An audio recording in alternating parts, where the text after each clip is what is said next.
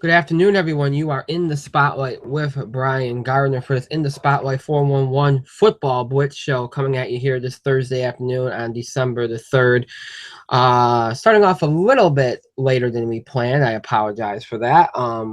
I got held back a little bit, and I had some issues getting stuff going today online. I don't know if that's because of the weather with the wind and the rain. I don't know what the deal is. But we are here now for our Football Blitz show of this week, and our first of two shows for today, which will complete our three-show schedule for this week. So our football show being right now, and then tonight our usual Thursday night primetime show, which will be our sports show for the week. We'll be doing NBA, college basketball, a little wrestling as well, some MLB. It's going to be a full show. It's going to be a big show, so you don't want to miss that. So that, of course, will be tonight at 8 o'clock p.m. Eastern Time here on Google Hangouts and on YouTube. So you don't want to miss that. Today, of course, Football Blitz. For our first show here today, Football Blitz, right now, we'll do our usual NFL coverage, our usual college football coverage, all that good stuff coming at you over the course of this hour and a half long broadcast here. Before we get going, though, and this is never easy, and you know it's but we can't not mention it. And it's more important than anything that we'll talk about during this broadcast. And it's a shame because it feels like it feels like I open a lot of shows lately talking about something tragic. Um, but obviously yesterday there was another horrible tragedy in San Bernardino, California, where 14 people were killed and many others were injured. So, as always, we want to express our condolences, our thoughts, and our prayers to all those that lost somebody in that horrible tragedy yesterday, to those that were killed, rest in peace, and to all the family, friends, and loved ones of those killed. Our condolences, our thoughts, our prayers are with you. And to all those impacted in some other way, whether you're injured or in some other way impacted, for all those impacted by this horrific tragedy, our prayers are with you during this difficult time. It's just horrifying the amount of times that these violent acts happen. And I was just reading that there was another incident in Savannah, Georgia today, um, where one is dead and three were wounded in a shooting there. So obviously, to the person that lost their life in that tragedy, may they rest in peace. And our thoughts and prayers go out to all those impacted by that shooting as well. Um, it's just unimaginable the amount of violence in this world. And again, um, all you can really do is encourage peace, hope for peace, pray for peace, and just hope that eventually it does get better. I mean, there's this, I don't want to get on this whole like tirade about access to guns and all those other things, because that's not, it's not right for me to do that. It's not right for really any. It's not really when you focus in on that so much, you lose sight of the loss of life and the amount of lives that are impacted by these tragedies, and the amount of pain and suffering that a lot of people are going through because of these tragedies. And that's what I choose to focus on. I choose to pray for those people that are impacted by these tragedies, and choose to focus on how to help them and through this. That's what I think we should focus on more than anything else. So again, to all those impacted, I mean, there's been a lot of tragedy recently. Paris, Mali, Africa, this shooting in Savannah, Georgia today, the shooting in San Bernardino, California yesterday. To all those that lost their lives in all those tragedies, we pray you rest in peace.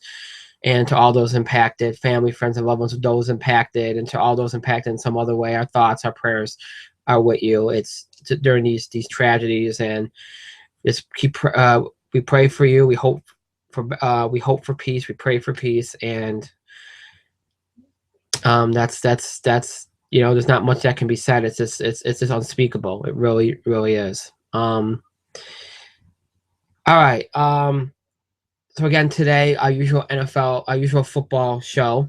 There's no way to transition out of that without kind of just doing it. So I'm just going to transition. Today, of course, we'll do our usual football stuff. Like I said, we'll look back at the last weekend's NFL games, including the Thanksgiving Day games. Look ahead to this week's NFL games. Look back at our predictions. And then, of course, look back at last week in college football, look at the new playoff rankings, and look ahead to championship weekend in college football. This will be the last time we talk about college football games for a few weeks until, the bowl games get started and the playoffs get started. And obviously, there'll be some talk about the Heisman and that. And I don't want to get into that because really, I have no idea. I thought Fournette had it in the bag, and at this point, he'll probably be a finalist, but I don't think he's going to win it. So, yeah, so we won't do a whole lot of Heisman talk, but once we get around after today, we'll take a couple-week break kind of from college football. Obviously, next week we'll preview the playoffs and look at some of the bowls and all that stuff. But we won't really talk about much in the way of college football for a couple of weeks here as we wait for the bowl games and the playoff games to get going right around Christmas and New Year's. So. But we will do some college football discussion today. So we'll get the playoff rankings, look ahead to this weekend, championship weekend, and that'll be our show. And I'm hoping, and whenever we have to do these 2 show days, I try not to go too long with the afternoon show. And I know that kind of screws over the Football Blitz show, but I have another show tonight, and that one I know is going to run very long. So I want to make sure I save some voice for tonight. All right. So without further ado, let's get things rolling here this Thursday afternoon. Of course, if you'd like to contribute to the show, interact with us during the show, have your voice heard, you can email us at itspotlight411@gmail.com, or you can follow us and tweet us at itspotlight411. The hashtags you want to use are either hashtag itspotlight411, hashtag itsfootballblitz, or to represent our 5th anniversary as a podcast, hashtag its5. You can also find us on Facebook by searching for us under In the Spotlight 411, and then you can go ahead and like our page. All right, so we will start, of course, as we always do on these Football Blitz shows, with the NFL. And it was, week 12 in the NFL season, Thanksgiving week. A huge week for the NFL. It's that final week of that 3rd phase of the season. Once you get beyond Thanksgiving, it becomes, it's a stretch run. You got 4 weeks left in the season.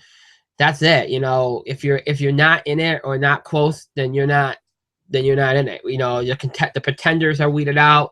All the focus tends to go more towards the contenders, and and that's the way it goes from here on out.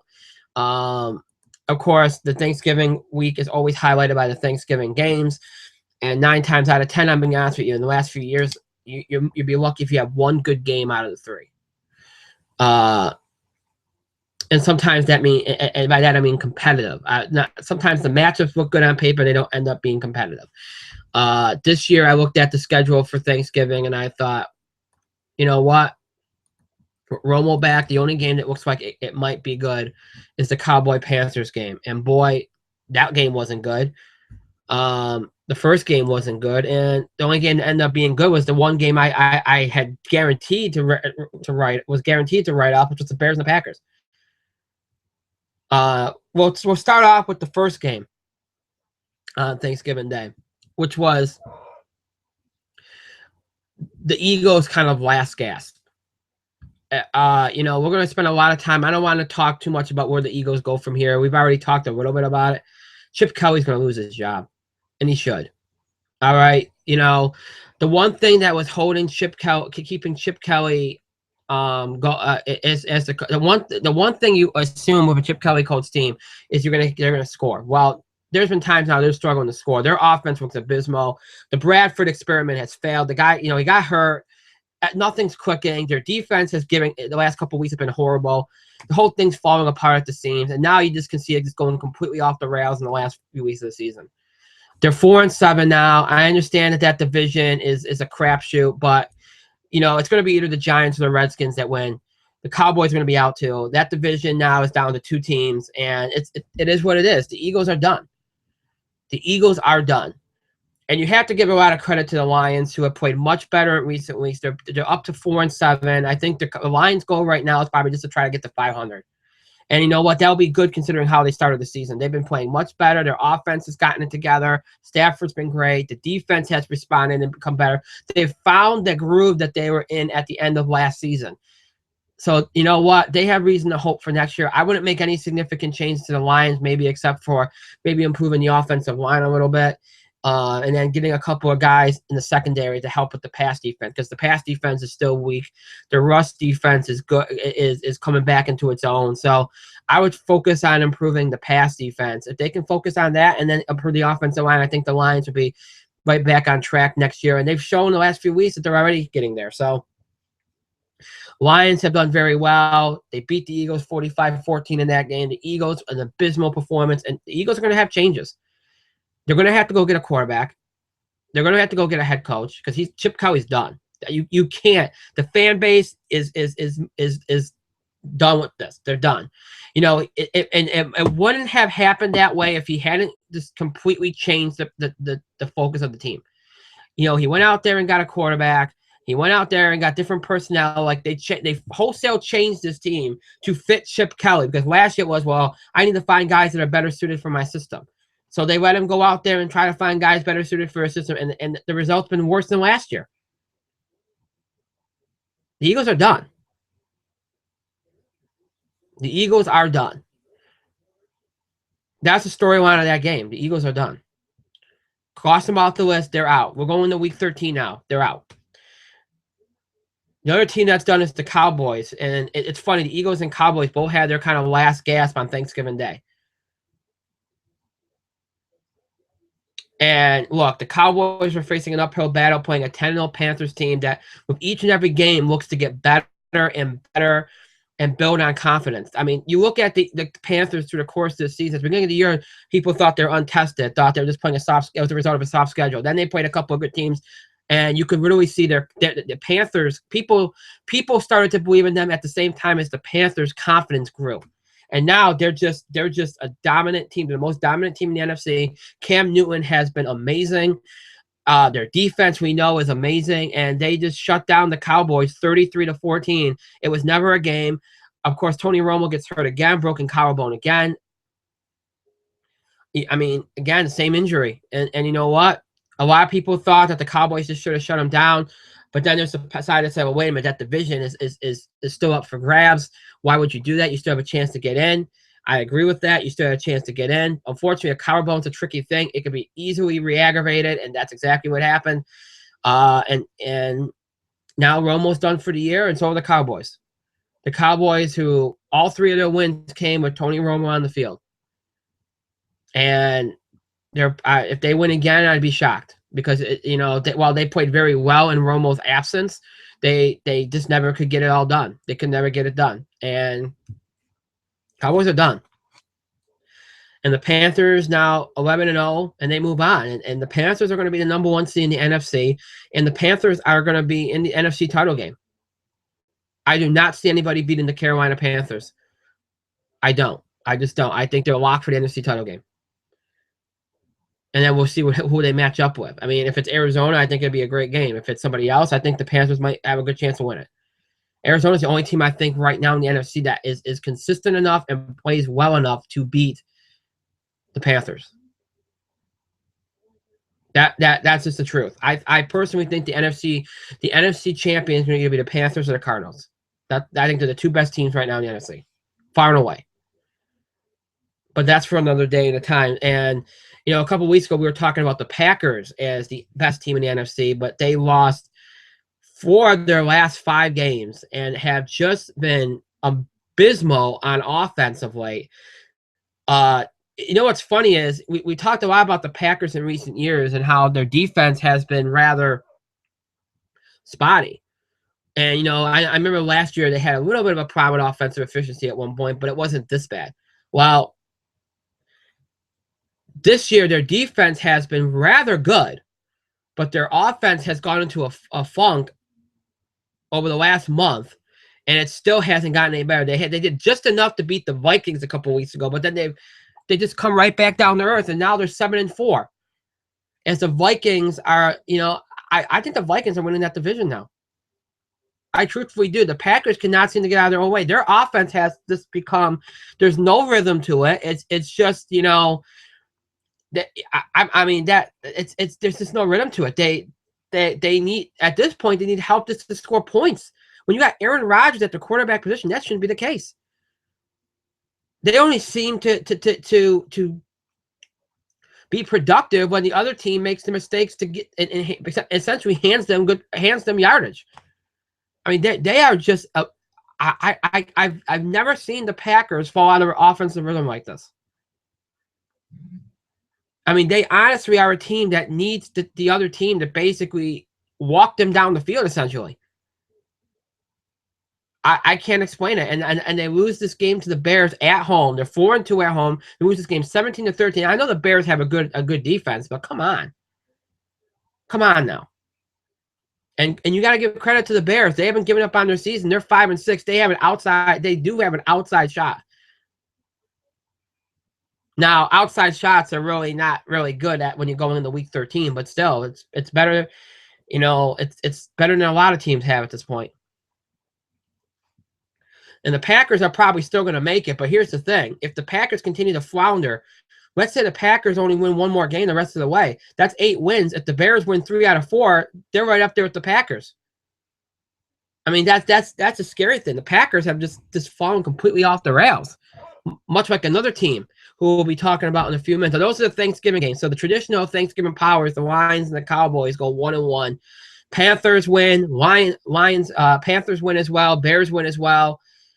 So the big surprise is obviously the Romo injury. Obviously, the Packers losing at home. The Eagles losing in the fashion. The Eagles losing is a surprise, but especially in the fashion that they lost in. So Thanksgiving was full of surprises, and aside from the nightcap game, not a whole lot of competition as far as what's on the field. Both daytime games were blowouts, and the night game was just an ugly game to watch. So that was your Thanksgiving games, for better or worse. And then on Sunday, we get into the rest of the Week 12 action. I mentioned, along with the Packers, that there's another team falling off, and that team is the Falcons, who, like the Packers, started off unbeaten and have completely fallen off. They lose another one, 20-10 to the Vikings. And it's funny, the Falcons and the Packers, their fates seem almost tied together. They both fall off the rails at the same time.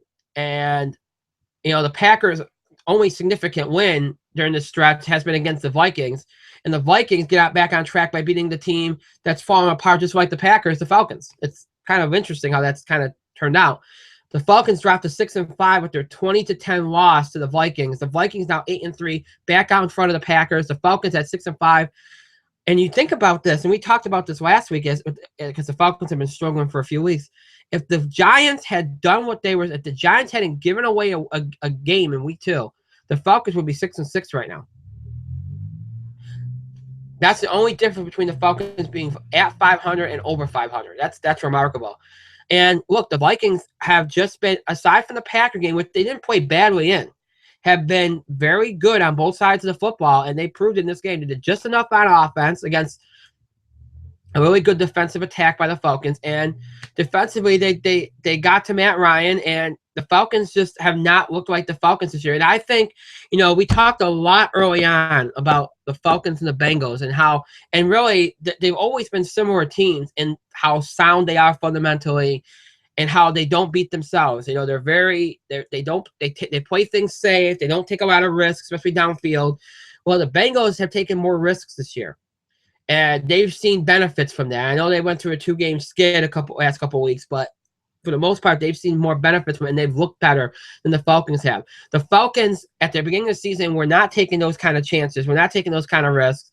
And then all of a sudden, they looked like they wanted to, and then they got careless, and they've been more and more careless with each week. So while the Bengals have kind of excelled at taking these risks and being more aggressive, the Falcons have kind of fallen off doing that. And even more shocking is they're 3-3 at home, and that's what they dominated. That's what they made all their hay over the years. So a shocking kind of spiral. Just as shocking as the Packers by the Falcons. Falcons and Packers both shocking downward spirals. And the Vikings right now, are going to go to the playoffs. They're going to take one of those NFC spots. It's just that one spot that's going to be up for grabs. The Falcons are still there as an option. But you got to start looking at the Bears as another option because they're still in there. I guess you could see maybe because of the way things have turned out, maybe the Giants or the Redskins, whoever one of those win the division, maybe has a chance. I mean, the Rams theoretically have a chance, but I'm starting to fade on them too. You got the Seahawks right there too, and they have a very good chance. So, I mean, it's really for me one spot left in the NFC, up for grabs. And one of those teams that I would think it won't be for that last spot is the Saints, who suffered another devastating loss, this time to the Texans, 24-6. The Texans, we'll talk more about them in a minute, have just been unbelievable over the last couple weeks. Ever since they beat the Bengals, it's been a completely different team. And they're at 6-5, and they're right there, still tied with the Colts as we go into Week 13. So the Colts ain't gonna have it as easy as they thought. But the Saints, let's talk about them for a second. You know, they started off the season rough. They got it back to 500, and since then, they've lost 3 in a row. And, you know, you heard Sean Payton talk about, Drew Brees talk about, they thought the team had turned it around. They thought everything had come together, and then things just kind of fell off again. Look, they are a younger team. You know, they are experiencing growing pains, so you're giving them a little bit of a pass. But at the same time, you know, now the one thing that shouldn't be struggling, their offense is struggling. And, you know, we know about their defense, and if their offense doesn't score, they're not going to win games. And that's really what happened in this game. The Texans' defense has been very good of late.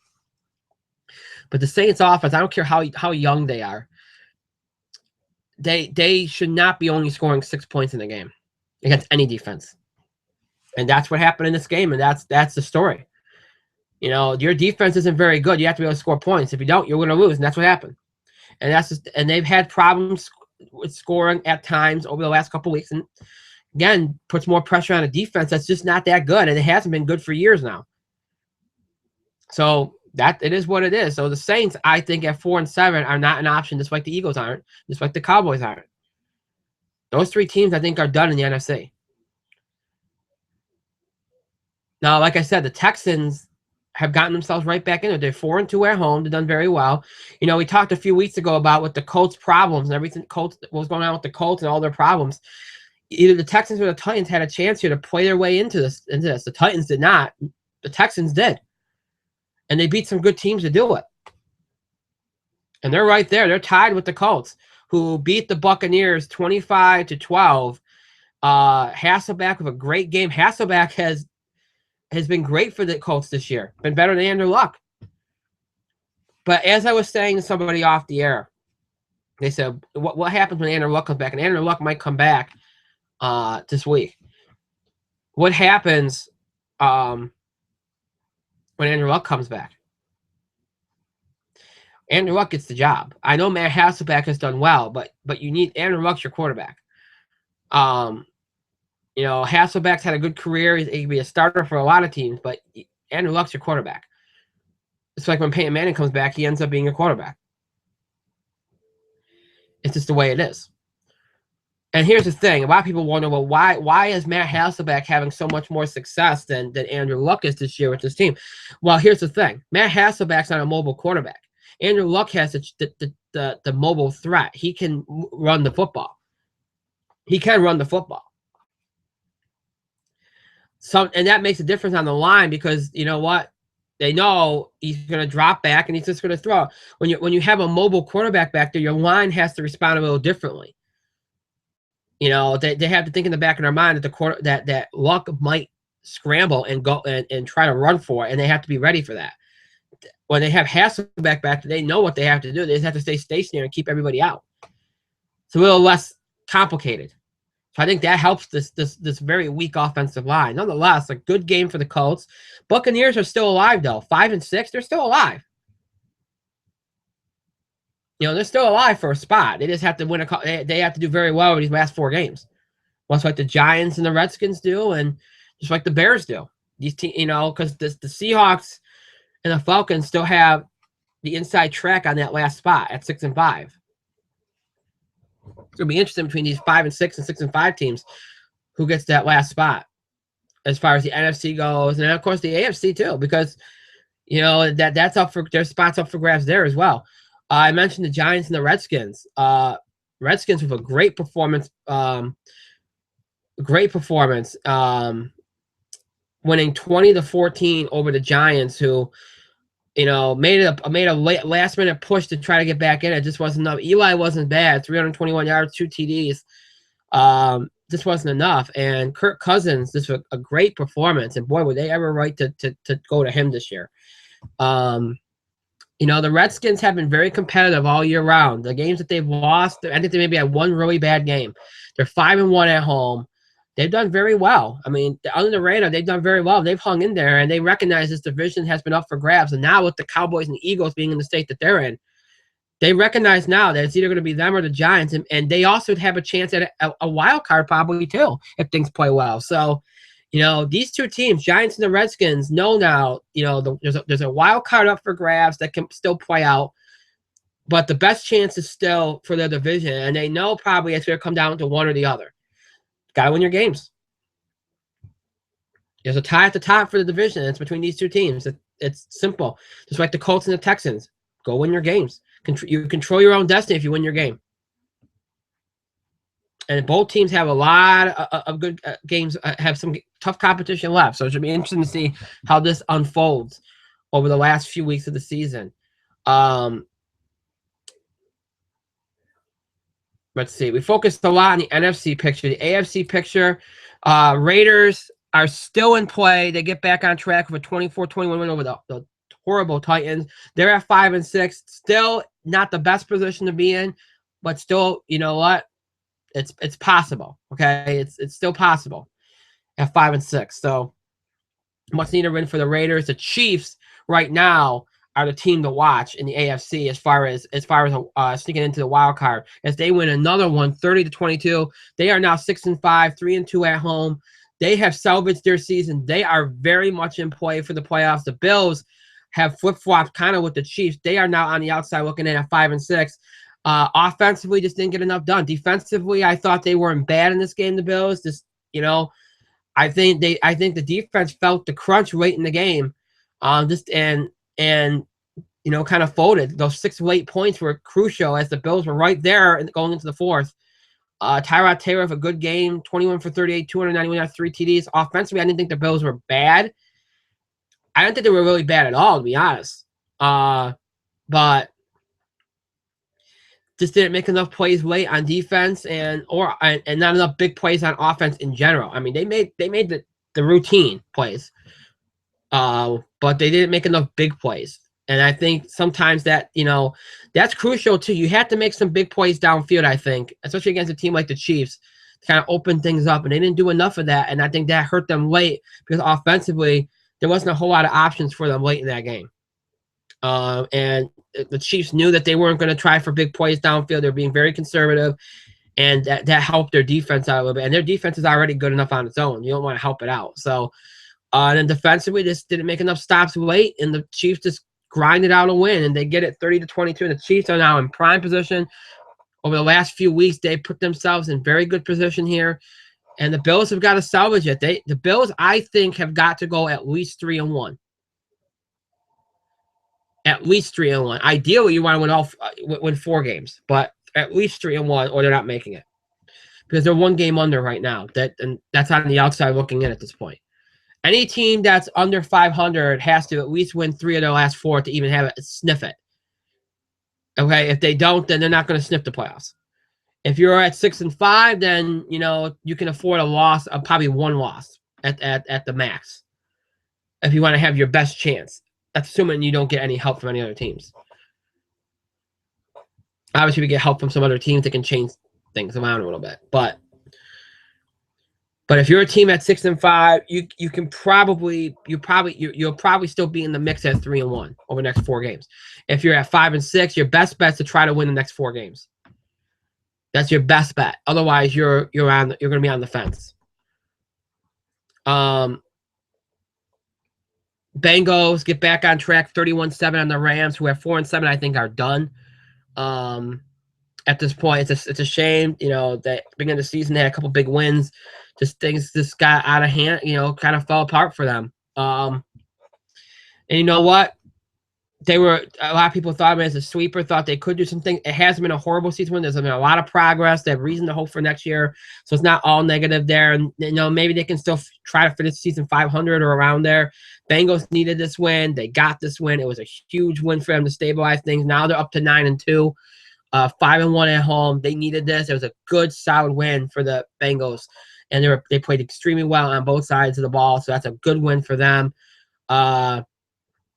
If you're one of those people that had faint hopes that the Jaguars might be able to be, in the mix, which I doubted, but statistically they were. We looked at them last week. They were 4-6. You thought, hey, you don't know. Well, that got put to rest this week as the Chargers finally get their third win of the season, 31-25 the Jaguars. They're 4-7. So any faint hope that they had, and I didn't think they had any, but statistically it was there, the hope. Any faint hope they had is gone. The Chargers, of course, only playing for pride. They get their third win at 3-8. So neither one of these teams are going to factor in anything. I think for both teams, you like the offense. Jaguars' offense has gotten better this year. I'll give them that. For the longest time, if they did win games, it was winning games ugly. But at least, this year their offense has improved behind Blake Bortles. So, Dolphins, again, if you had any hope for the Dolphins, that got shot to hell this weekend. As the Jets beat them 38-20 in defiant and dominant fashion. Tannehill had a great game, 351 yards, 3 TDs, but it wasn't enough for Miami, as their defense just could not get the job done. Miami has had a better season since they made the coaching change. You've got that. They have a lot to be proud of, the way they've kind of huddled together and done better since the coaching change. The Jets needed this win, and again, they are on the right side of 500, and that gets them an advantage over like the Bills and the Raiders, and so they're right there, 4-2 at home, 6-5 on the year. So they're right there as far as the playoffs go. They just got to keep winning games. For the Dolphins, I think their chances are pretty much done. That was their final kind of gasp there. Cardinals with an ugly win on the 49ers, 19-13. It was probably the worst offensive game for the Cardinals all year, easily. One touchdown in the game. But you know what? The 49ers, if we said anything about the 49ers this year, is their defense has been the best part about them. They've had some really good defensive games, and offensively, they just can't do a whole hell of a lot, and that's fine. It's been better with Gabbert, but not much better. Well, okay, it's been better. I won't say not much better. That's not giving credit to Blaine Gabbert, who has been he's been okay. The 49ers have been okay with Gabbert at the quarterback, and much better than with Kaepernick, I would say. But again, not enough. They just can't put up enough points. Their defense does a good enough job, but the Cardinals is too tough, and they outlast the 49ers and get a win that gets them to 9-2 on the season, a win that they needed as far as, right now the Cardinals just looking for seeding. They're going to make the playoffs. We know that. And right now I think they're just hoping they can at least get the 2 seed, because the Panthers are just going to kind of run away with the 1 at this point. Then the biggest games of the day were the Steelers and the Seahawks, and the Patriots and the Broncos, both with big implications for the playoffs. And Steelers and Seahawks is a great football game. Steelers got out early. Seahawks made a great comeback. There were some screwy calls in the game. Bottom line is the Seahawks got a win that they absolutely needed. It gets them to 6-5. They beat the Steelers 39-30. This gets down. They're still right back. They're still right in the mix for the NFC wild card. They're not getting the division. There's just not enough time. But right in the mix for the NFC wild card. And the Steelers are still very much in the mix for an AFC wild card. But this was a big blow to them. I thought offensively Pittsburgh was great. Defensively, I thought they I think they let the Seahawks get in their heads a little bit late in the game. I think that 14-point second quarter, when the Seahawks were able to move the ball quite well on them, kind of got in their heads a little bit, and they were kind of back on their heels the entire second half. I mean, when the Steelers give up 19 points in a quarter, that's a pretty good sign that they're on their heels on defense, and that's exactly what happened. Their defense just got shredded in the second half, and that was the difference in the game. Steelers, because offensively, both teams were good. Defensively, both teams kind of struggled, and the Seahawks secondary is an issue. It is an issue. It's nowhere near as good as it once was. Sherman's out there, but teams are working around him.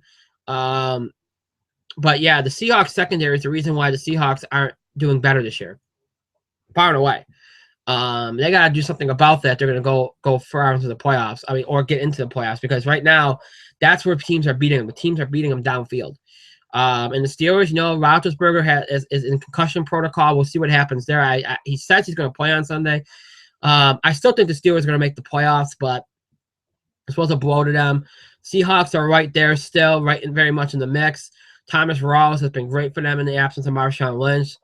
We'll see what happens, but they're right there. They're right in the mix. So both these teams are as far as wild cards go. And then the big game, Patriots and Broncos. Again, some screwy calls late, some weird officiating there.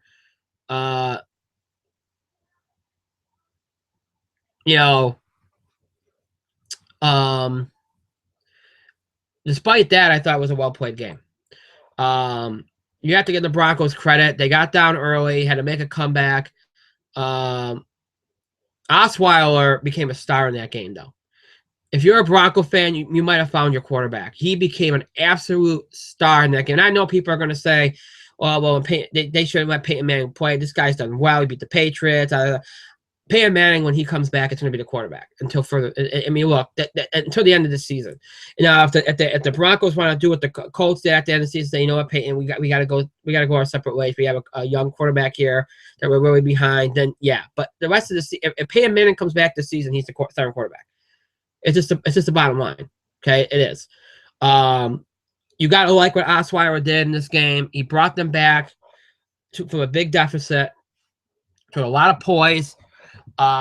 Denver's defense late was very good. They made the big plays. Yeah, they got shredded up a little bit by the Patriots at times, but you know what? When they needed a big play, they made it.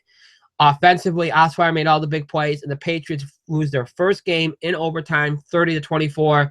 It wasn't easy for the Broncos, but it was a win they needed, and that is a huge win. First of all, it's a huge win for the Broncos to keep pace with the Bengals for that 2 seed.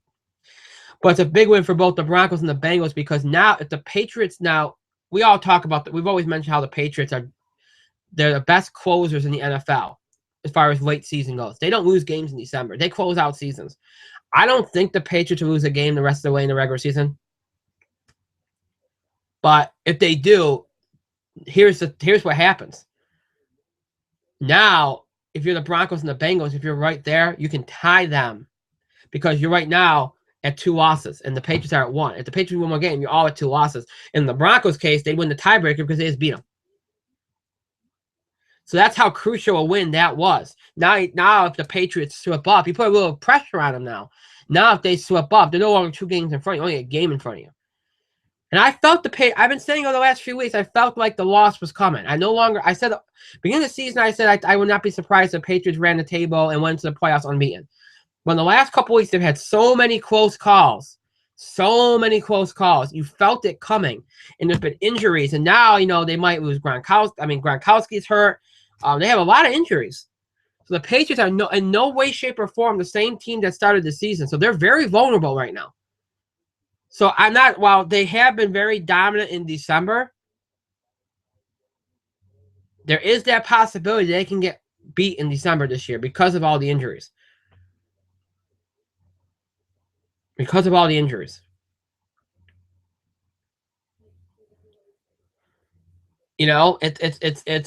they are in no way, shape, or form the same team they were in week 1. And they look it. And again, they're usually a dominant team in December, but you never know. So that was a huge kind of swing game. And if you're the whole complexion of the AFC changes if the Patriots don't get home field. Every team in the AFC is hoping that the New England Patriots do not get home field. Because that changes everything. I mean, nobody wants to play New England at all, but if you're going to get them, you want to get them on the road. So that's what, if you're the Broncos or the Bengals, that's what you're trying to get done here. And you had a huge, huge, huge shift on Sunday with the Broncos beating the Patriots. Because now that possibility still does exist. With them 2 games up going, if the Patriots had won that game, 2 games up with 4 weeks to go, that chance is minuscule. To them lose 2 of their final 4 games. That's minuscule. Plus, with the Broncos beating them, they get the tiebreaker. So that was a huge kind of shift in things. And now we only have 1 unbeaten team in the NFL, and it's the Carolina Panthers. Who would have guessed? Monday night game wasn't much of a game, 33-20. Well, I mean, it was an actual competitive game, and really every game on Monday night has been a competitive game, whether it's a good game between 2 teams that, have good, with bad records, or 2 teams that have good I mean, look, every game on Monday night for the most part this year has been, ESPN's been lucky if they've gotten good, close games. Unfortunately, some of those games have been between teams that aren't really factoring much for the playoffs. And this was one of them. Ravens and Browns ain't going to do anything this year, but at least you got a good game out of it, much like it's been the case with ESPN on Monday nights all season. Ravens win this one 33-27. It gets them to 4-7. Again, they're just playing for pride. They're not going to do anything this year, but they're playing for pride, And, the Browns, same thing, playing for pride. It was a close game. Both offenses did well. Matt Schwab, of course, going to play the quarterback the rest of the year for the Ravens with Flacco out. Did a good job. 232 yards, 2 TDs. And that was that. I mean, it was a good, solid win for the Ravens. That's hey, all they can do is play for pride and try to play spoiler. That's what the Browns can. So that was your story in the NFL. And as we move out of Week 12, let's take a look at the predictions real quick that we did, myself and Jeff Tech, for last week in our competition, our Pick 6 Challenge picks competition here. Just going to do the numbers. Let's see. Lions. We both got that one wrong. Bills.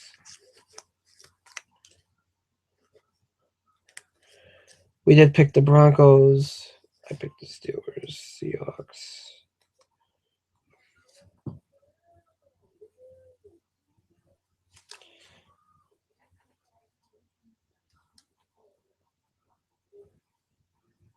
Okay. All right, so here is how our picks went for let's see here.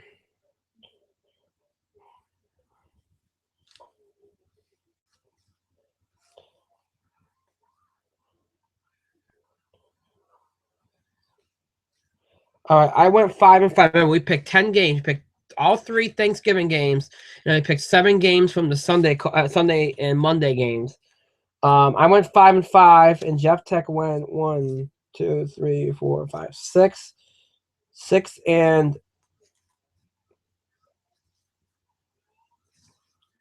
4.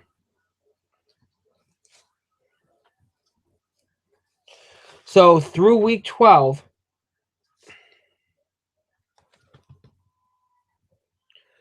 If I can write this down here, if I keep track of this, I am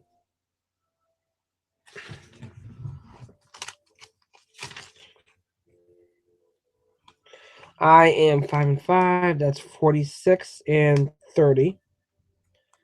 And Jeff Tech is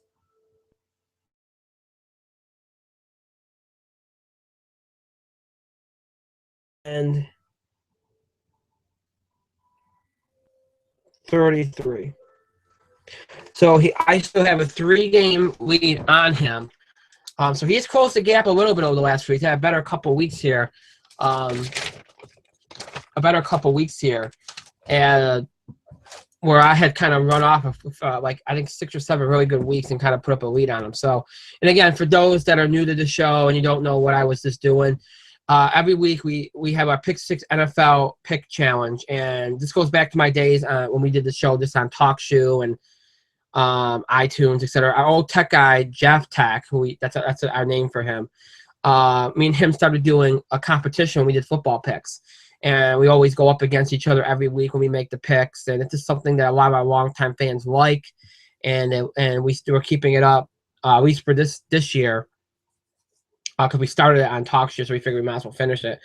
And it's something we keep going for our longtime fans because they enjoy it. So that's who Jeff Tech is, our old tech guy, and that's why we do this Pick Six challenge. And we would still do NFL picks anyway, but we had a little bit of a personal competition for it for the show's sake by having it be between me and our old tech guy. So yeah, so I am 46 and 30. He is 43 and 33. The picks that here's how I did on the picks in more specific terms here. I had the Lions, the Chiefs, the Vikings, the Broncos, and the Colts, right? I had the Saints, the Giants, the Cowboys, the Packers, and the Steelers wrong. Jeff Tech had the Eagles, the Packers, the Bills, and the Saints wrong. He had the Panthers, the Vikings, the Broncos, the Seahawks, and the Redskins, the Colts right. So that's how he got to 6 and 4, and that's how I got to 5 and 5. Again, 46 and 30 for me, 43 and 33 for him through week 12 for this NFL season for our Pick Six challenge. And now we flip the script to week 13, as we enter the final phase of the NFL season. Week 13 will begin tonight on CBS and the NFL Network with the Thursday night football game between the Packers and the Lions, which, a couple of weeks ago I always said was an awful game, but the way the Packers have played versus the way the Lions have played of late could end up being a good game. Are we going to pick that game? We'll find out in just a moment here, as there are some really good games on tap for this weekend here. And we're going to start the picks. As we always do, we'll start with the games we're going to make picks for, and then give you what else is on tap outside of the games we're going to make picks for. And again, we'll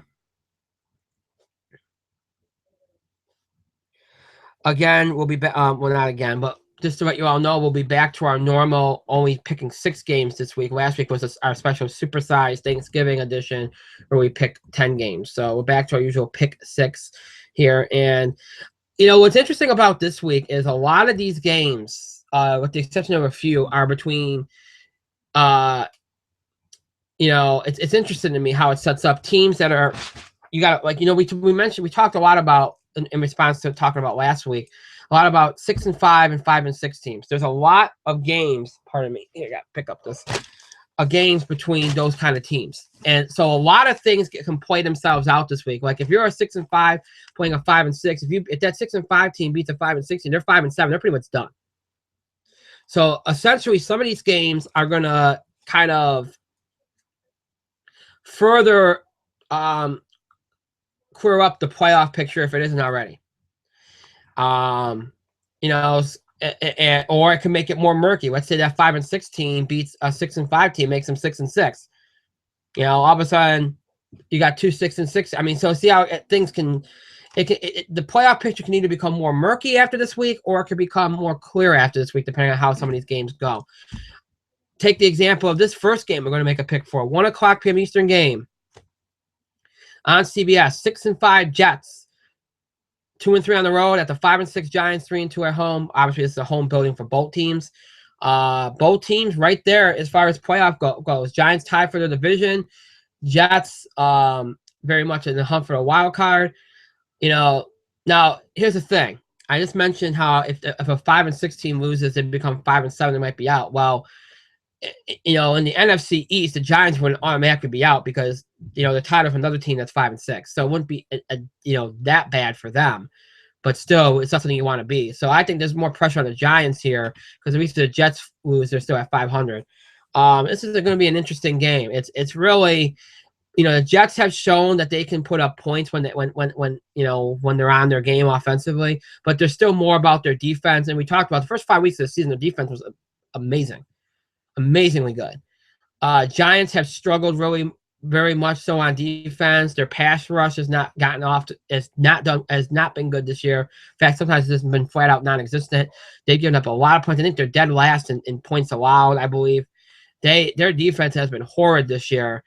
So the Jets should be able to get some offense in here. The question is going to be for me is, what do the Giants do opposite the Jets defense? Can they get their plays downfield? If they do, then this should be a very close, very close game, because I think the Giants should be able to at least get some points on the board, even against the Jets defense, assuming they're on its game. So I predict a close game. This is a very hard game for me to call because both teams have been very hit or miss over the last few weeks. I am going to go with I'm going to go with the Giants, though, because you know what? When anytime in the past when their back's been against the wall, they usually get it done. Especially when they have an offense as good as this. When they have an offensive team like this, a good offense like this, and they do have a good offense, they usually get the job done in big situations. So I'm going to give them a benefit of the doubt here, because this year they do have a good offensive team, even if their defense is lacking. And I'm going to give them the benefit of the doubt here. I'm going to say in this game, when they know their back's against the wall and they know they're tied for the division, they need a big win after last week's loss, I'm going to say they get it done here. I am picking the Giants to win this game. Jeff Tech has told me he's picking the Jets. So, all right, that's the first game we're going to pick. Second game we're going to pick is a 1 o'clock Eastern game on Fox from Minneapolis, Minnesota. The 6-5 Seahawks, 2-3 on the road, 8-3 Vikings, 4-1 at home. Seahawks clinging to their wild card hopes. Beat a very good Steelers team last week. Their defense, again, has their pass defense downfield has not been good. That's where teams have been beating them. Their secondary has been worn down. Outside of that, their defense has been good. Their rush defense has been good. Offensively, they've been doing their usual Seattle Seahawks thing, just grinding it out. The Vikings have been very good all season on both sides of the football. Even the game they lost against the Packers a couple weeks ago wasn't a bad performance. 4-1 in their building. I think the Vikings have been more consistent. I think they're going to exploit the secondary of the Seahawks. I think, the Seahawks had a very good week last week. So the Vikings, both teams know, I think the Vikings know if they win this game, I think they pretty much know that plus they're in first place too. So every win that they get, they're furthering their chances of not only getting in the playoffs, but winning the division. They know what's on the line here. And they've been very good at home. Defensively, they've been very good. I think the Seahawks' problems in the secondary are going to be the biggest difference against a lot of these teams. A lot of these teams are going to play down the stretch here. They're going to pick on the secondary of the Seahawks, as they should. And if they keep getting beat there, which I anticipate they will, that's what they're going to have a lot of trouble winning enough games here, I think, to keep pace with the teams that they're fighting against to get in the playoffs. So I've liked the Vikings this year a lot. I'm going to stick with the Vikings here because I think they've been far more consistent in all aspects of the game than the Seahawks. So I'm going with the Vikings in this game. Jeff Tech is going to go with the Seahawks. Buying into the Seahawks this late in the season, which is not a bad pick, to be honest. 1 o'clock Eastern game on CBS from Buffalo, New York. 6-5 Texans, 2-3 on the road. 5-6 Bills, 2-3 at home. This is, to me, the last gasp for the Bills. They have got to win this game or they are done for the year. This is a home game for them. This is a chance to knock the Texans to 6-6 and tie them and tie them. And of course, with them beating them, they'd get the tiebreaker. You figure if the Giants beat the Jets, then they'd be at 6-6 too. So the Bills would be right back in it. This is a must-win for the Bills. They need this game. They have to win this game. I think they will win this game. I think the Texans have played very well over the last couple of weeks, especially on defense. I still, at the quarterback position, to me, it's. You can say what you want about how good. You can say what you want about how good. I'm blanking on his name right now. I apologize.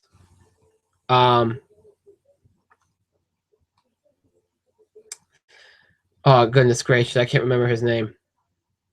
Oh, Hoyer. Pardon me, Hoyer. How good Hoyer has been.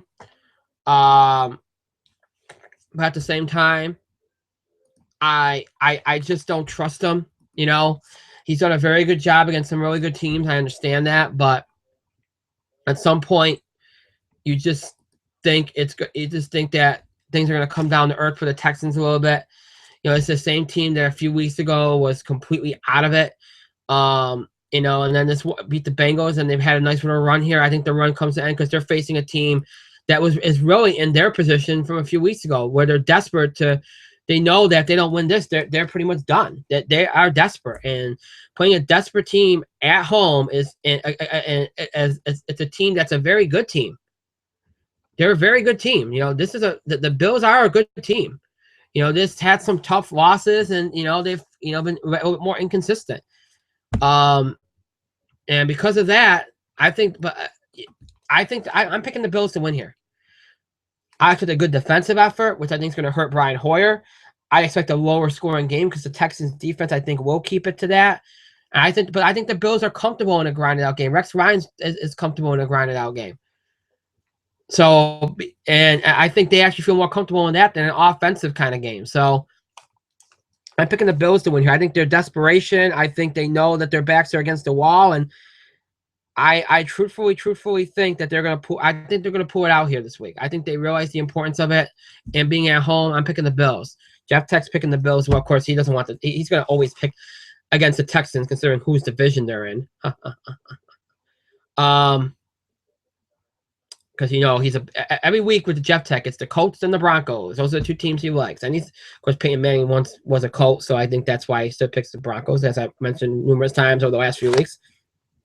But nonetheless, Broncos and Colts are always his teams to pick, so no surprise there if he picks a team that's in the same division as the Colts that he doesn't want to win. He always goes with his heart more than his head. All right. Let's just get this game out of the way because we know we're going to make a pick for this game. 8:30 p.m. Eastern, Sunday night football game on NBC from Pittsburgh, Pennsylvania. 6-5 Colts, 3-2 on the road. 6-5 Steelers, 4-2 at home. Steelers coming off a tough loss to the Seahawks and Seattle. Colts coming off some big wins over the last few weeks against the Buccaneers and the Falcons. Colts tie with the Texans in the division. Every game matters. They might get Andrew Luck back. They may not.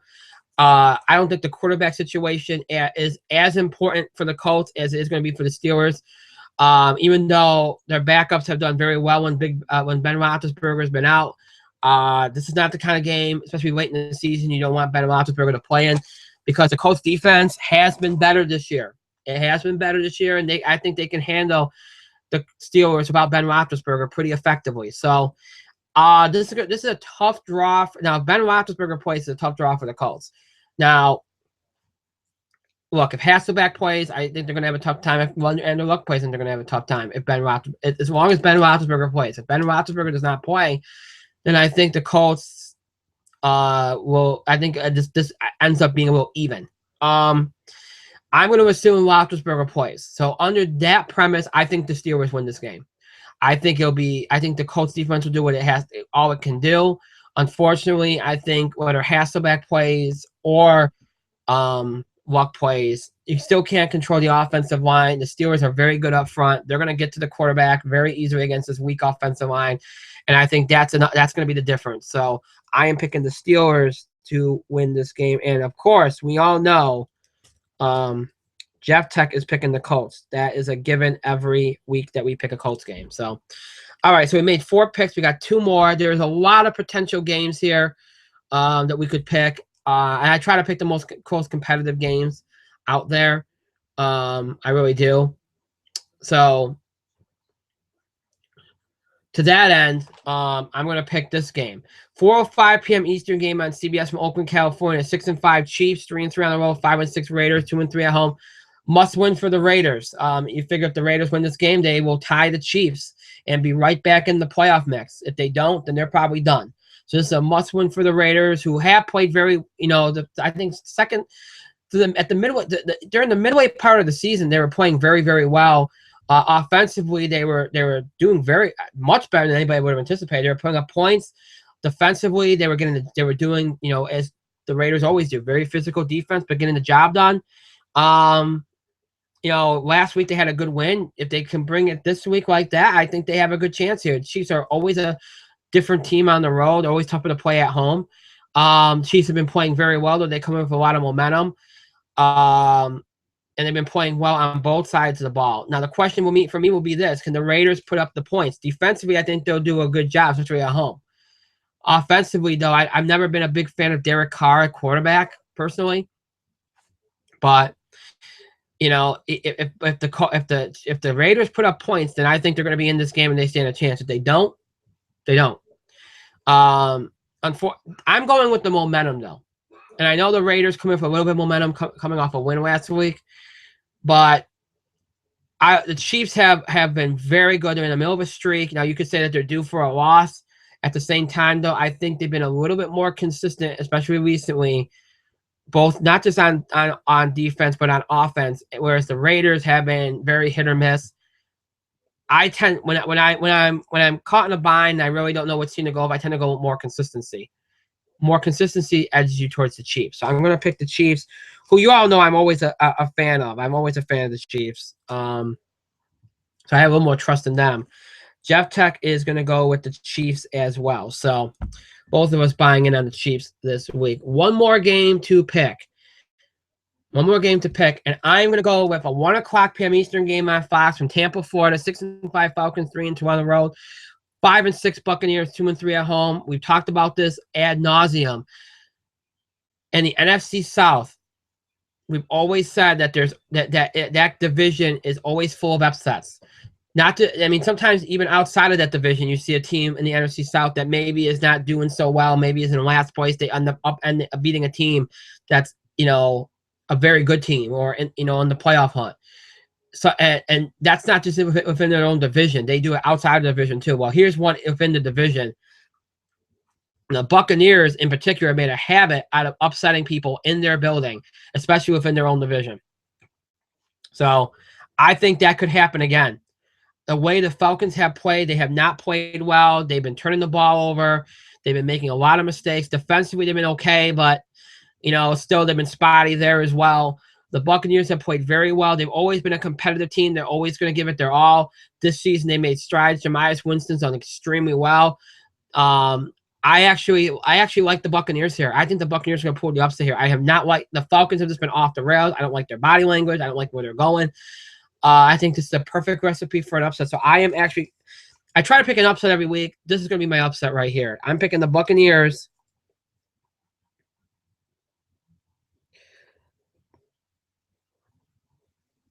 to beat the Falcons. Jeff Tech is picking the Falcons. So, all right. So those are the 6. We picked the 6 games that we're going to pick for this week. Now, what's going on in the NFL outside of those 6 games that we picked? Well, there's quite a bit. Tonight, Thursday night game at 8:25 p.m. Eastern game on CBS and the NFL Network from Ford Field in Detroit, Michigan. 7-4 Packers, 3-2 on the road. 4-7 Lions, 3-3 at home. Packers have been playing abysmal.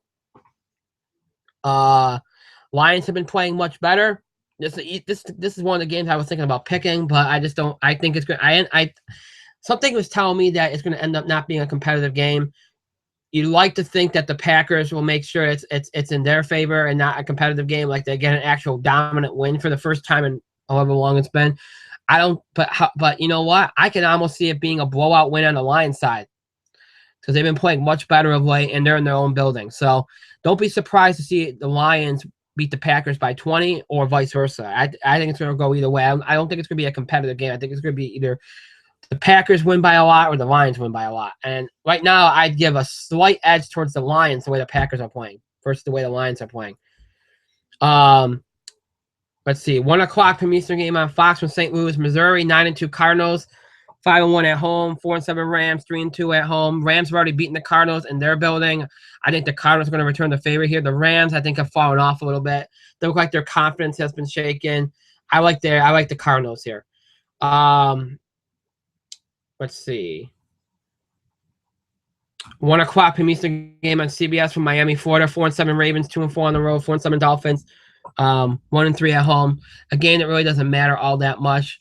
Ravens did very well last week, winning without Joe Flacco. Dolphins have been playing. I'd favor the Dolphins here because they've been playing very well since the coaching change. And without Flacco, I think the Ravens are obviously very vulnerable, and I don't know if they can put up enough points against the Dolphins defense that actually is solid enough to shut down the Ravens rush attack. So I'd favor the Dolphins here because I think Tannehill's a better quarterback over Schwab, but It could go either way, honestly. I'd give a slight edge to the Dolphins. 1 o'clock Eastern game on Fox from Cleveland, Ohio. 9-2 Bengals, 4-1 on the road. 2-9 Browns, 1-4 at home. Bengals get an easy win here. The Browns have fallen completely apart. There was a time this season where they looked like they were starting to get back their mojo from last season. That has not happened. Cincinnati should get this game. It's not really like a road game for them anyway, to be honest. So Cincinnati should win this game easily and get themselves to 10-2.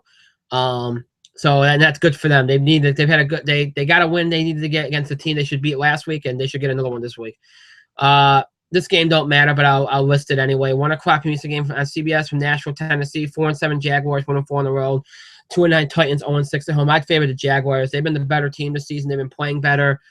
Blake Bortles has been playing much better. Has been a solid quarterback for Jacksonville. They might have found somebody, and they might be on their way finally. But I'd favor Jacksonville here.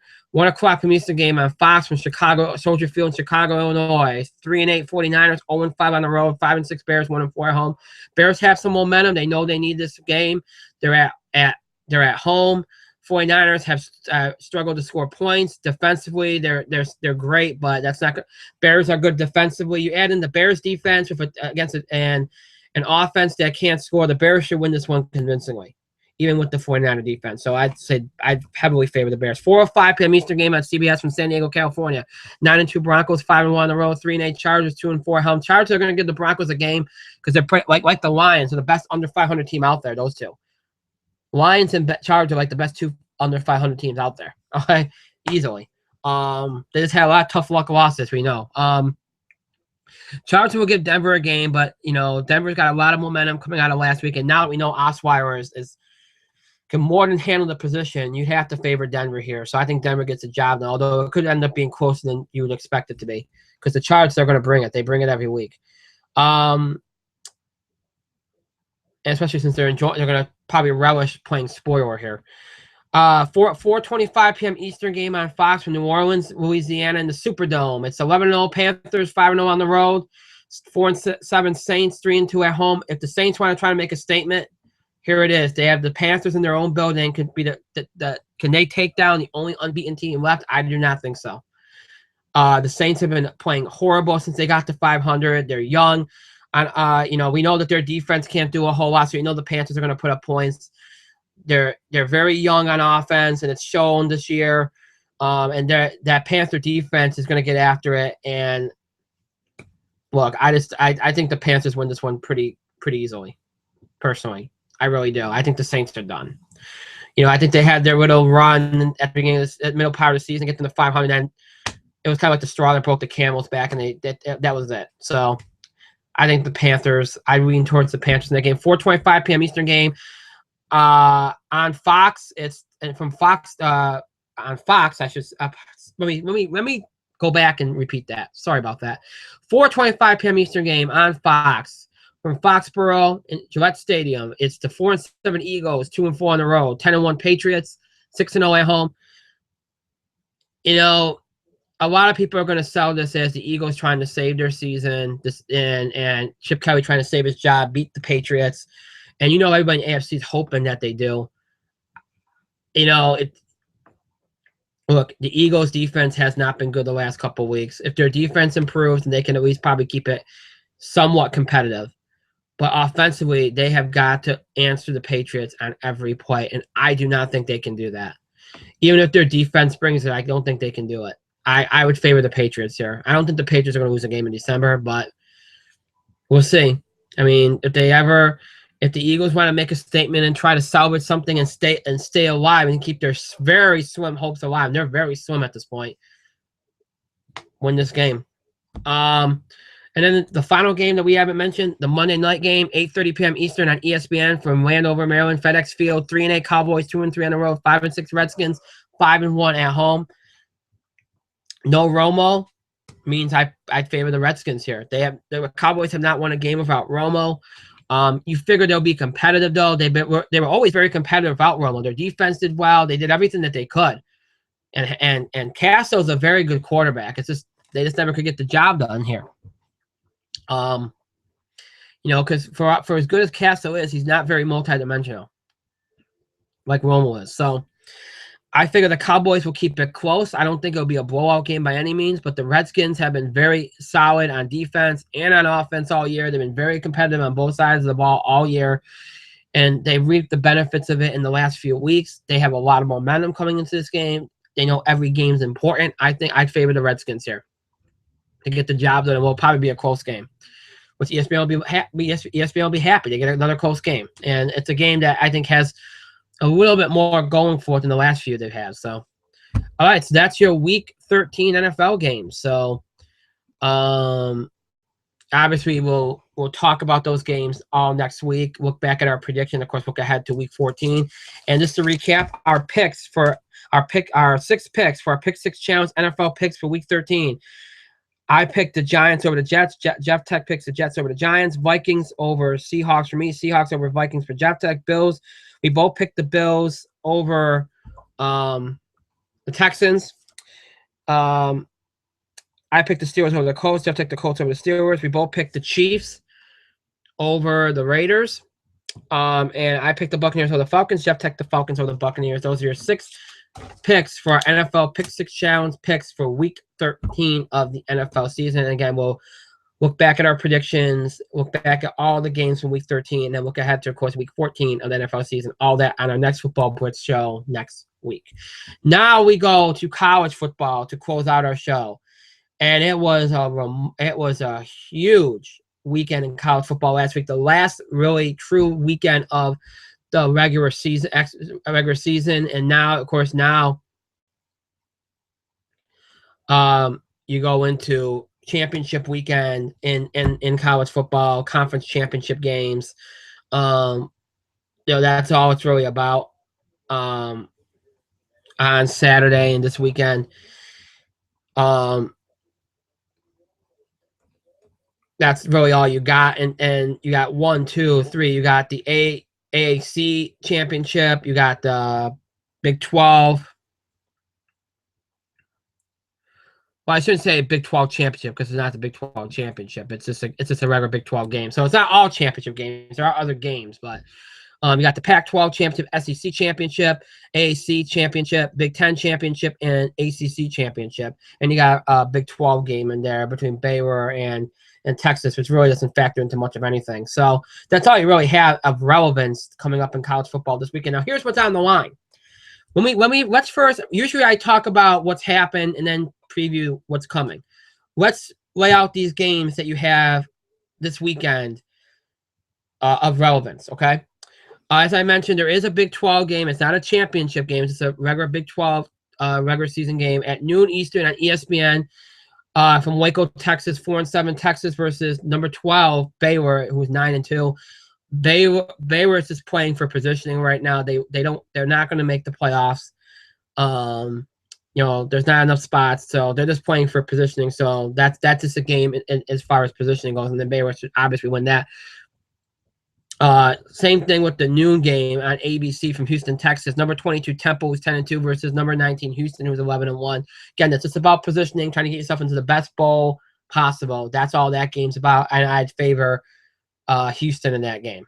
All right, so now we got those out of the way, and here's all the rest as far as college football games of relevance on Saturday. 4 o'clock p.m. Eastern game on CBS. From the Georgia Dome in Atlanta, Georgia, number 18 Florida, 10-2 versus number 2 Alabama, 11-1. That is your SEC championship game. For Alabama, a spot in the playoff on the line. Now, the question would be for this is, if Alabama were to lose this game, and I do not anticipate them losing because they're favored by a lot, in Florida I don't think it's that good. So, I mean, if Alabama were to lose this game, what does Alabama still make it? The feeling around people is that they wouldn't, because even if they lost by close margin, because first of all, Florida has not looked at very favorably. Number 18 in the rankings, and there's enough teams at 5 and 6 to make it that have enough of a case to knock Alabama out. Now, if Alabama were to win this, there's a lot of people wondering, well, wait a minute, could they potentially leapfrog Clemson for the number 1 spot? That could happen. That could happen. We'll talk more about that in just a moment.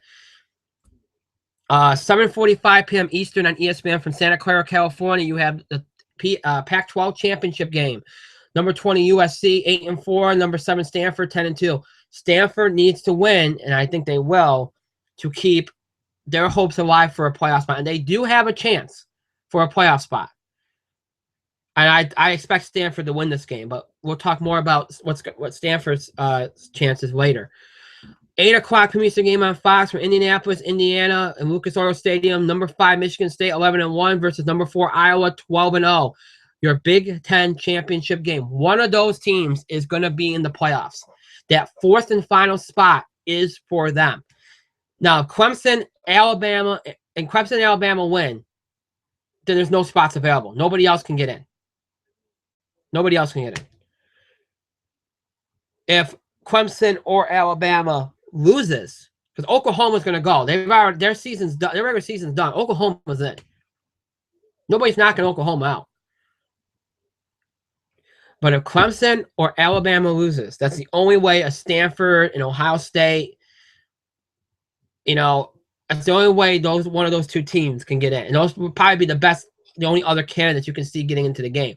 Maybe North Carolina, if they're the ones to knock off Clemson, could. But that's a very big leap, because they'd have to leap over an Ohio State and a Stanford team and an Ohio State team that, a lot of people think would have more of a case than North Carolina would, because North Carolina's only claim to fame would be that they beat number 1 Clemson. And if you consider that already people are thinking that Clemson shouldn't be number 1 in the rankings, then I don't know if you value that the same way. And then there's people that say, well, wait a minute, what happens if Clemson loses and Iowa loses to Michigan State? Michigan State goes, but would you really knock Iowa completely out of it? Would you put North Carolina in over Iowa? See, I would put North Carolina in over Iowa, over Stanford, or over Ohio State. I think all three of those teams are better. And I think they all make more of a case than North Carolina, even if they do beat Clemson.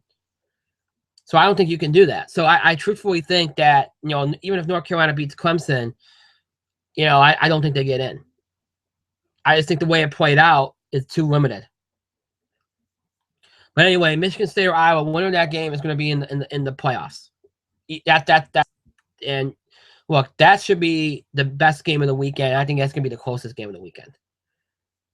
I truthfully think that. And that's a classic game with so much on the line. I mean, that's a good game. And that's a good game. And what a great thing it is for the Big Ten to have that kind of game. It's great. And to have 3 teams in play for the playoffs, that's fantastic. A good year for the Big Ten, much like last year was for the Big 12. 8 o'clock from Eastern game on ABC is the ACC championship game from Charlotte, North Carolina, between number 10 North Carolina 11-1 and number 1 Clemson 12-0. Clemson is the favorite. I do think Clemson will get this win here. I don't think it's going to be as close as people think. You have to respect what North Carolina has done, and they are a very good football team. I just don't. I think Clemson knows they have to make a statement here. They've already heard the whisperings that people on the committee think that maybe they should knock Clemson down to 2 because Alabama's made more of a case for 1. They're hearing the whisperings that people are starting to doubt them now. So because of that, I could see Clemson making a statement here, and I think they might. But I think Clemson's going to win this game. So when all is said and done, what I think is going to happen in these games, these are all the big games for Week 14 championship weekend for Saturday. There's nothing else relevant that you need to worry about. These are the games you want to focus on, and these are the ones that really the only games going on, to be honest. So I think Clemson's going to beat Carolina. I think Stanford's going to beat USC. I think Alabama's going to beat Florida. Okay, and forget about the other games, because the Texas Baylor and Temple Houston, because we're talking only about the playoff spots right now. Michigan State, Iowa, I would edge a little bit towards Michigan State. A little bit, but that one's a crapshoot. That one is a crapshoot. Okay, I can see either one of those teams winning. I think that's a very even matchup. I edge a little towards Michigan State because I think they're a little bit more tested, and that they have a little bit more on defense than Iowa does. So I'd edge a little bit towards Michigan State.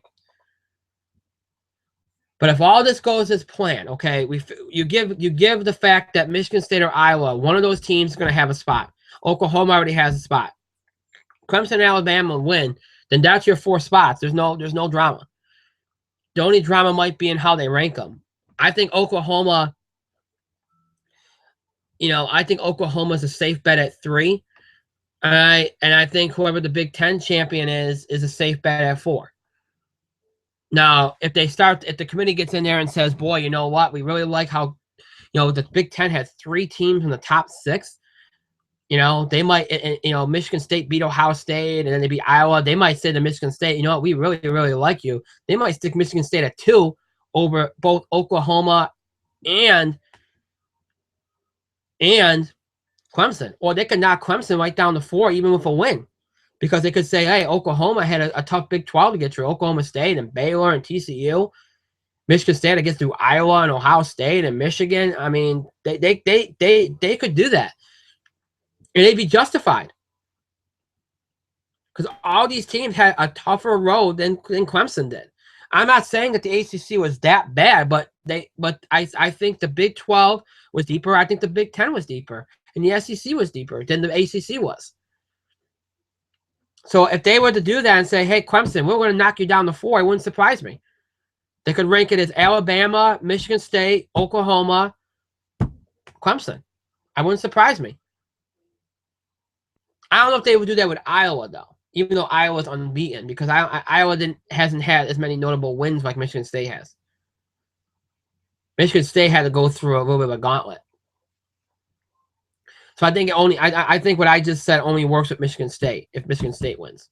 Because Michigan State can say, well, we beat Ohio State and we beat Iowa to get in here. Whereas Iowa only had to go through Michigan State, really. So I think if Michigan State makes more of a case to leapfrog over some of these other teams like Clemson and Oklahoma than Iowa would. But we'll see. Those are the scenarios you have here. Those are the scenarios you have here. As you look at the latest playoff rankings,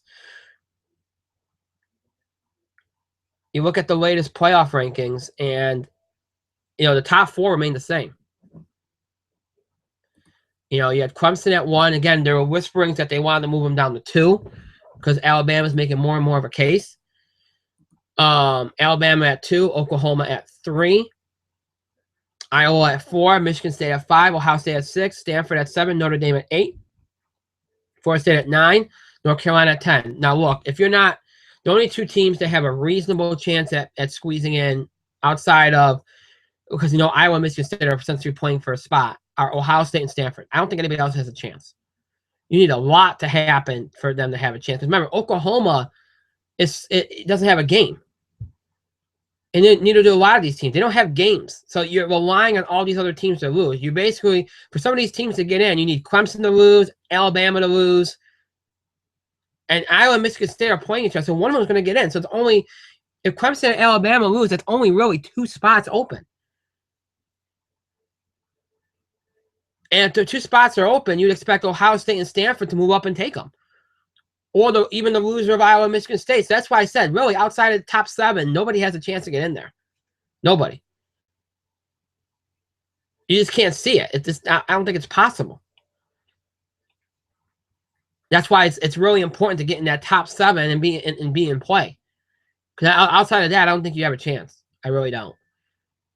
So my feeling is when all is said and done, at the end of Saturday, when we have the playoff selection show on Sunday, I think you'll have Clemson, Alabama, Oklahoma, and either Michigan State or Iowa. More than again, I give the edge to Michigan State as your 4 playoff teams.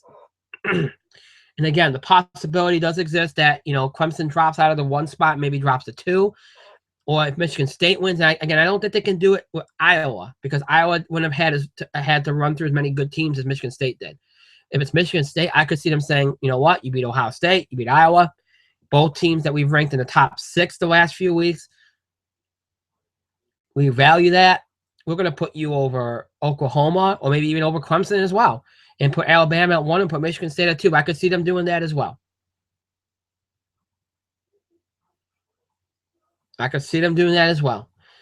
It'll be an interesting Saturday. That Michigan State-Iowa game is the game I would watch. I think it could be one of the best college football games of the season. It's going to be dramatic. It's going to have high stakes. Obviously, you got Florida, Alabama as well, and UNC Clemson. So conference and Stanford USC conference championship Saturday. It should be a good one. And we'll see what happens. It should be fun to see it all develop. It should be a really good, and then I look forward to the playoffs. I think we're gonna have, last year was fantastic, the event, and I think it'll be an even more fantastic event this year. The amount of parity, it's been a lot of fun following this down the stretch. The amount of parity, it's been great. It's been really great for college football. Last year got the ball rolling on it. This year has been even better. Playoffs have been very good for college football. And again, get rid of the computer, people start getting interested again. Because I remember the first until last year, we barely talked about college football on the show. But people are more interested in it now. People want to talk about it now because there's high stakes. It's exciting again. So kudos. I mean, college football, the playoffs make college football exciting again. I'm really glad they did it. And I look forward to all the excitement that this Saturday will bring in and beyond. It should be a lot of fun. Normally I'd end the show. A lot of times I try to end shows on Q&As. Well, not Q&As. I address questions from the listeners related to football, whether it's college football and NFL. Usually I try to end a few questions at the end with from the email box, if you will. And big issues in the NFL, big issues in college football. But we didn't get a whole lot this week. And what we did get was stuff that we've already kind of addressed in recent weeks. And we probably didn't get a lot because, last week we had with Thanksgiving and everything, people were busy doing other things. They weren't thinking about what questions can I send in for the next Football Blitz show. So we're going to bypass that segment this week. And also that will help too, because in a couple hours, I'm going to be back on the air for another show. So I'll save my voice a little bit. So we're not going to pull any questions from the email box this week. So next week we'll do a little bit more with that. We'll answer some questions about related to the NFL, college football, that good stuff, and we'll probably have a little bit more fodder for questions because the playoff, the last playoff rankings will be out, and some teams could be knocked out of playoff contention in the NFL. That are still relatively in contention. So we might have a little bit more going as far as questions go next week. So, and there's no holiday this week, so that might help too with people actually sending in a little bit more of a variety of questions. So we'll bypass that segment and bring it back next week. So we'll do some questions and stuff next week on our next football show. All right. So with that being said, we are done for this afternoon. As always, the show might be over. That does not mean you have to stop interacting or contributing to our show. Let your voice continue to be heard. Give us your feedback, your question. You can ask questions about the show and show scheduling, topic ideas, breaking news items related to sports, entertainment, or wrestling that you want us to cover. Your reactions, questions, or comments about our show in general, or about any topics or anything we covered or anything we said on the show. Any of those things, you can email, Facebook, or tweet us. You can email us at itspotlight411@gmail.com. You can follow us and tweet us at itspotlight411. Remember to use the hashtags, either hashtag itspotlight411. If you're talking about the Football Blitz, you can always use hashtag ITS Football Blitz. Or for our 5th anniversary as a podcast, you can use ITS5, hashtag ITS5. You can also find us on Facebook. To search for In the Spotlight 411 on Facebook, and make sure you like our page. We encourage you to follow us on Facebook and Twitter for the latest information about our show. Should there be any changes related to scheduling, that's the best way to get information about that. If you want to catch up on any of our past shows, since we debuted here on Google Hangouts and on YouTube, just search for In the Spotlight 411 here on Google Hangouts and on YouTube, and you'll have access to all of our shows since we debuted here, all 19 of them. You can access them whenever you want, whether you want to rewatch an episode, or maybe you missed a part of an episode, or whether you want to watch an episode again, whatever the case may be. When you missed an episode or just want to rewatch it, whatever the case may be, you can find us here on Google Hangouts and on YouTube. And if you're somebody that is more of a fan of the audio format of podcasting, we are working on that again. We're working on our host site. I feel like an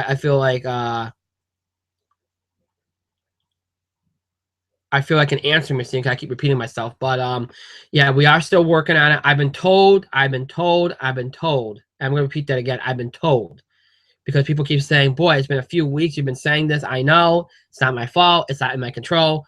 I've been told that by next Tuesday, when we do our next Tuesday, when we start our new week of shows, that it should be up and running. That's what I've been told. So we'll hope that that's the case, and that we'll have our new host site up, and which means we'll be able to put new episodes up on iTunes again as well. And then that way, those of you out there that prefer to check us out in audio format by listening to us on either iTunes or over on our new host site, which will be Podbean, you can check us out on there, and then that way you can listen to us in audio format on the go anytime you want. So hopefully that works out, but right now you can check us out here on Google Hangouts and on YouTube. And if you're somebody that is a longtime fan that wants to look back at past episodes of our show from before our days here on Google Hangouts and on YouTube, or if you're a new fan that wants to find out a little bit more about who we are and what we do and what our show is like, you can go to blogtalkradio.com, where you can find our original 31 episodes, the first 31 episodes ever of our show. Or you can go to TalkShoe, Libsyn, or iTunes, TalkShoe.com, Libsyn.com, or iTunes to find all the rest of our episodes from before our days here on Google Hangouts and on YouTube. Just search for on all those sites, Blog Talk Radio, TalkShoe, Libsyn, or iTunes. Just search for us under our old title, In the Spotlight with Brian Gardner. And then you'll have access to all of our episodes, our original 31 episodes, which are on Blog Talk Radio, and then all the rest of those episodes from before our days here on Google Hangouts and on YouTube, you can find on TalkShoe, Libsyn, and iTunes anytime you wish, whether, again, if you're a longtime fan that wants to check those episodes out again, or maybe you are a new fan that wants to learn a little bit more about who we are as a show, as a podcast, you can check those episodes out on those sites anytime. Again, just search for us under our old title, In the Spotlight with Brian Gardner. And those are all audio. Okay, those are all in audio format, so keep that in mind. All right, so with all that being said, that's it for our show this afternoon. Pat myself on the back for another great show.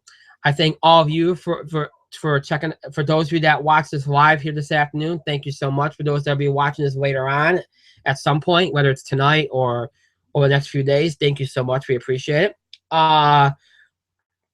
We'll be back with our second show of the day and our third show of the week here on Google Hangouts and on YouTube tonight, broadcasting live at 8 o'clock p.m. Eastern Time here on Google Hangouts and on YouTube.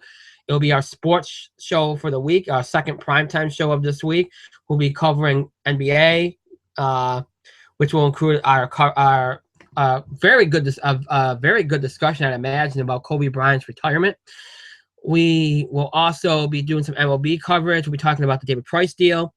And then it'll be a lot of college basketball discussion. There's been a lot of stuff in college basketball over the last week. We'll talk about some of the big wins, big tournament wins. Also, we'll talk about the latest on the Jim Boeheim suspension appeal, which the ruling came down today. We'll talk a little bit about that. All that we'll talk about on tonight's show, our third and final show of this week, our second show of today, broadcasting live here on Google Hangouts and on YouTube at 8 o'clock p.m. Eastern Time tonight. So you want to tune in for that. Until tonight, I hope you all have a great rest of your afternoon and a great early evening. We'll see you back here tonight, broadcasting live here on Google Hangouts and on YouTube at 8 o'clock p.m. Eastern Time. Have a good afternoon, everybody.